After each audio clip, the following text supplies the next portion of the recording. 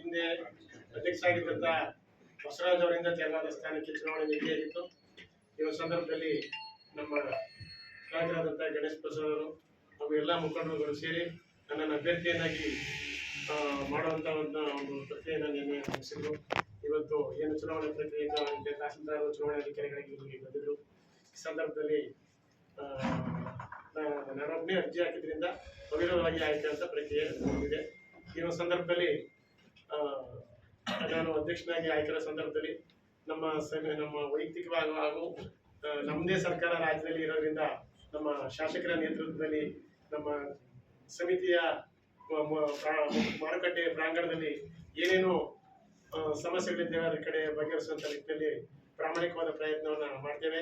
ಹಾಗೆ ಶೀಘ್ರದಲ್ಲೇ ಇಲ್ಲಿ ಕೋಲ್ಡ್ ಸ್ಟೋರೇಜ್ ಕೂಡ ಮಂಜೂರಾಗಿರೋದ್ರಿಂದ 8 ಕೋಟಿಗೆ ಮಂಜೂರಾಗಿರೋದ್ರಿಂದ ಅದರ ಬಗೆಯನ್ನು ಅತಿ ಶೀಘ್ರವಾಗಿ ಮಾಡಬೇಕಾಗ್ತದೆ.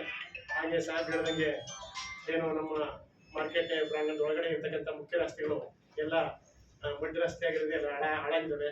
ಮುಂದಿನ ದಿನಗಳಲ್ಲಿ ಅದರ ಶಾಸಕರ ಸಹಕಾರವನ್ನು ತಗೊಂಡು ಅದನ್ನು ಉತ್ತಮ ಗುಣಮಟ್ಟದಲ್ಲಿ ನಿರ್ಮಾಣ ಮಾಡುವಂಥ ಕೆಲಸವನ್ನು ಮಾಡ್ತೇವೆ. ಹಾಗೆ ಏನು ನಮ್ಮ ತಾಲೂಕು ಹೇಳಿ ಕೇಳಿ ಬಾವಿ ಕೊಳೆವ ಬಾವಿಗಳನ್ನೇ ಅವಲಂಬನೆಯನ್ನು ಮಾಡಿಕೊಂಡು ಕೃಷಿಯನ್ನು ಮಾಡ್ತಕ್ಕಂಥ ತಾಲೂಕು. ಹಾಗಾಗಿ ಇಲ್ಲಿ ಅತಿ ಹೆಚ್ಚು ಸಾಮಾನ್ಯವಾಗಿ ಬಾವಿ ಮಾಡಿರ್ತಕ್ಕಂಥ ಎಲ್ಲ ರೈತರು ಕೂಡ ತರಕಾರಿಯನ್ನ ಬಹುತೇಕ ರೈತರು ಬೆಳೆಯೋದ್ರಿಂದ ಅದು ಒಂದು ಮುಖ್ಯ ವಾಣಿಜ್ಯ ಕಸಬಾಗಿರೋದ್ರಿಂದ ಇದು ನಮ್ಮ ಮಾರುಕಟ್ಟೆ ಜೊತೆಗೆ ತಮಿಳುನಾಡು ಮತ್ತೆ ಕೇರಳ ಬಾರ್ಡರ್ ಇರೋದ್ರಿಂದ ವ್ಯಾಪಾರ ವಹಿವಾಟಿಗೆ ಸ್ವಲ್ಪ ಅನುಕೂಲ ಆಗಿರೋದ್ರಿಂದ ನಮ್ಮ ಅತಿ ಹೆಚ್ಚು ಬಾವಿಯನ್ನು ಆಶ್ರಯಿತ ರೈತರು ತರಕಾರಿನೇ ಬೆಳೀತಿದ್ದಾರೆ. ಅವರಿಗೆ ಮುಂದಿನ ದಿನಗಳಲ್ಲಿ ಏನಾದರೂ ಸಣ್ಣ ಪುಟ್ಟ ಲೋಪಗಳಿದ್ರೆ ಅದನ್ನ ಸರಿಪಡಿಸಿ ರೈತರಿಗೆ ಅನುಕೂಲವಾಗುವಂತ ಕೆಲಸವನ್ನ ನಮ್ಮ ಶಾಸಕರ ನೇತೃತ್ವದಲ್ಲಿ ಮಾಡ್ತೀವಿ ಅನ್ನೋ ಮಾತನ್ನ ಈ ಸಂದರ್ಭದಲ್ಲಿ